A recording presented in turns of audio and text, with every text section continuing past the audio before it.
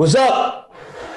Peace. My name is Spike Lee, and the new Spike Lee joint is the Five Bloods. And this is my mood board.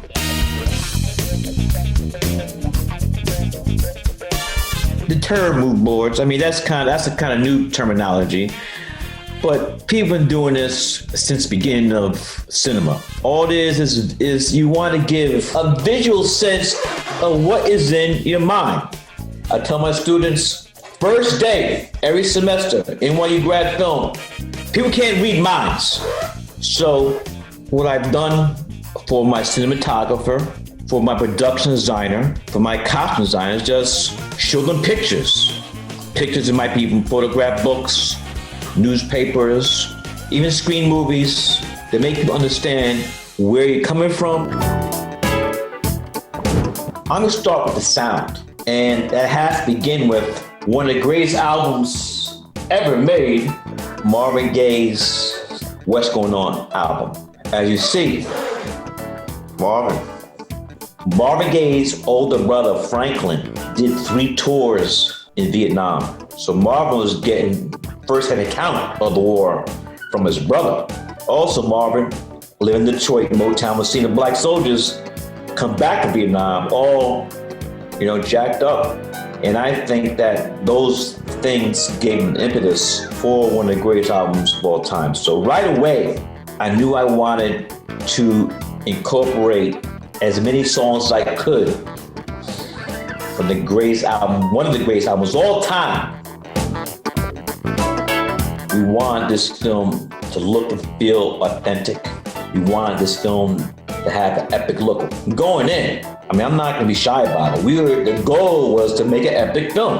And I told everybody that this has to be an epic. And for that, the visual sense, it would have to start with Apocalypse Now. There are several homages to France's film. We shot this film Chiang Mai, Thailand, Bangkok, Thailand, and Ho Chi Minh City, Vietnam.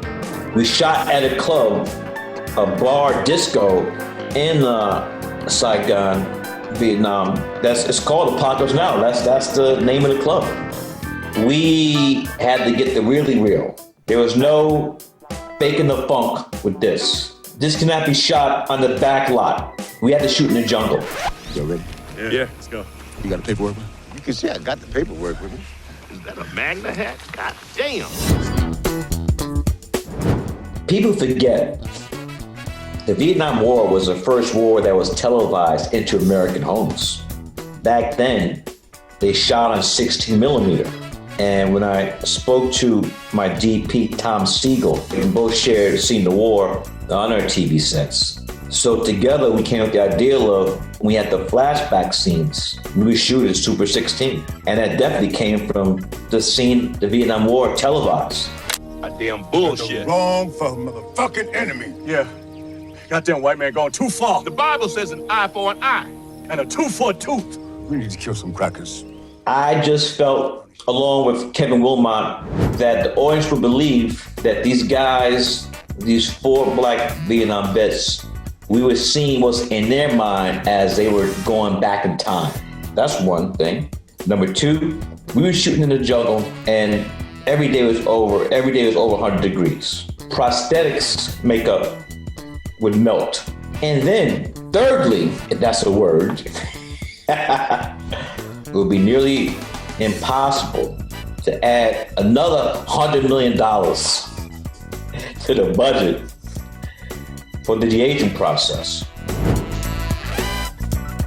A lot of people have forgotten or don't know that I'm also a documentary filmmaker. And as I moved along in my path as a filmmaker, I started using more things that you might say come from documentary, archival footage, archival photos. The opening credits of Malcolm X feature the brutal beating of Rodney King by the police.